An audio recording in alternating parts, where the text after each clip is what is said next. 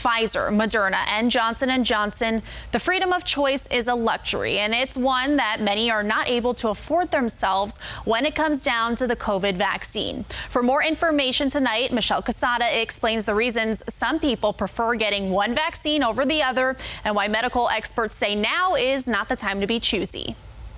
Like many Floridians, 64-year-old Lauren Rosen has been on the fence about getting the COVID-19 vaccine. Everybody has been bugging me. I don't work, I play tennis, and everybody's getting them, and a lot of my friends are nurses, and they're all saying, oh, you should do it, and I'm getting a lot of pressure to do it. Lauren said she's leaning towards getting the Johnson & Johnson vaccine, partly because it's one shot and she's done. Others say they don't want the J&J because it was 66.3% effective in preventing COVID-19 infections during clinical trials, when Pfizer and Moderna vaccines had over 90% effectiveness.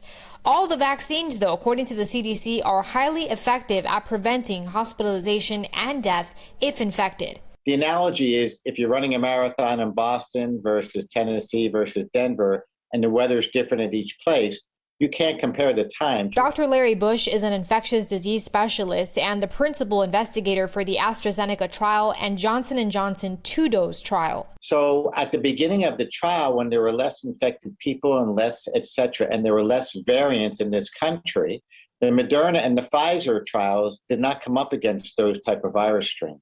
The Johnson & Johnson one-shot is highly appealing for people who want to build antibodies quickly. Let's say you get your first injection today, well, 28 days later, you're protected. And the Moderna and Pfizer require that second booster shot. But Dr. Bush says clinical trials have just wrapped up for a Johnson & Johnson second dose. The purpose of the 2-dose trial was always there alongside the 1-dose trial to see if a booster would be more beneficial with J&J or if a 1-dose is good as it is. Going forward, we'll find out, was there one better than the other?